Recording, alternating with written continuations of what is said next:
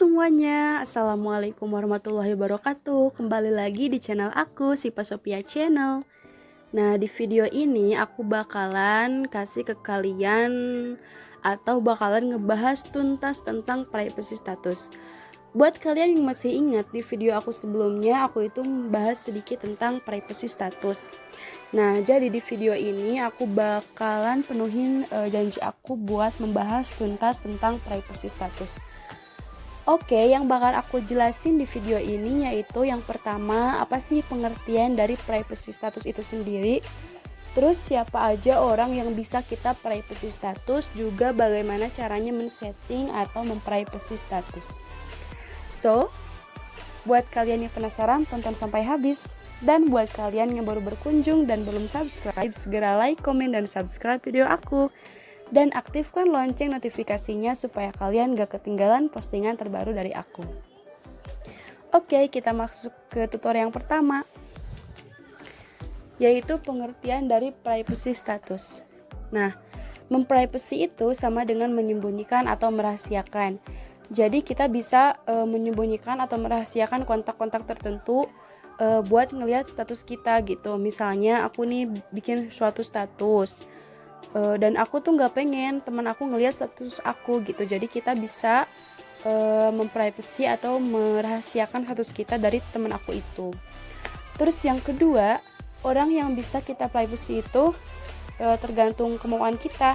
Jadi misalnya kan kalau seusia remaja, misalnya kalau bikin status kayak bucin-bucin gitu kan kadang malu gitu kalau dilihat sama guru lah atau saudara lah. Nah pasti kan gimana ya caranya pengen bikin status tapi gak usah dilihat gitu sama saudara atau sama guru. Nah itu kan bisa kita privacy.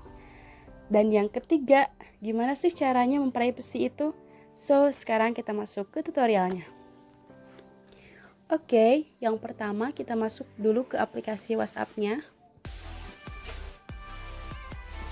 Nah di menu kan ada 3 menu ya, ada menu chat, status, dan panggilan. Kita pilih menu status. Ini aku gini dulu ya biar jelas. Nah udah kita ke menu status, pilih titik 3 yang ada di pojok atas itu. Nah lalu pilih privacy status. Di sini terdapat 3 opsi ya, atau 3 pilihan. Ada buat kontak saya, kecuali, dan hanya bagikan dengan. Siapa yang dapat melihat pembaruan status saya? Kalau kontak saya itu berarti kita itu nggak men-setting atau nggak membuat privacy ya. Jadi setiap kita bikin status itu orang-orang yang ada di kontak kita bisa ngelihat status kita. Jadi semua kontak atau semua orang bisa ngelihat status yang kita buat gitu. Kayak aku kan di sini aku men-settingnya buat di kontak saya. Terus yang kedua ada kontak saya kecuali, itu buat kita memprivacy orang-orang tertentu gitu. Yang tadi kayak kata aku, misalkan kamu bikin status apa misalkan buat pacar atau buat siapa gitu, kita tujuin aja. Misalkan ini kita pilih dulu kontak saya kecuali. Nah di sini ini sebagai contoh aku udah memprivacy sebagian orang ya. Jadi aku merahasiakan status aku dari orang-orang yang aku checklist gini gitu. Nah kita tinggal pilih-pilih aja siapa aja orang yang mau kita privacy. Jadi supaya mereka nggak bisa ngelihat status yang kita buat gitu. Misalkan ini sebagai contoh ya, ini checklist aja. Kalau misalkan udah pilih centang yang hijau di bawah itu. Nah udah, setelah diperbarui pastikan kalian terhubung dulu ke data ya, buat nanti loadingnya itu gampang.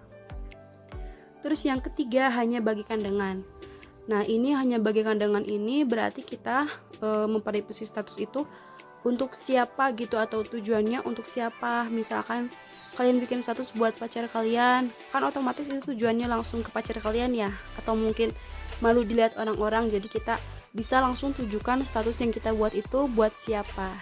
Contohnya hanya bagikan dengan, kita tekan, nah ini buat siapa gitu. Misalkan ada pesan tertentu kayak pengen ini buat saudara aja, kita klik aja atau kita centang aja siapa yang mau kita tujukan itu status itu buat siapa gitu. Kalau misalkan buat pacar ya bisa kalian tinggal centang pacar kalian gitu. Di sini contohnya aku buat teman aku aja, misalkan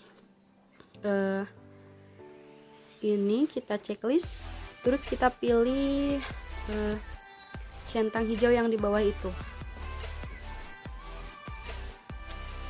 lalu pilih selesai. Nah udah, berarti otomatis ini udah terbarui gitu ya, kayak gitu. Jadi udah sesuai dengan privacy yang kita atur tadi. Gimana caranya? Mudah banget kan? Kalian tinggal ikutin step by stepnya dan kalian tonton sampai habis.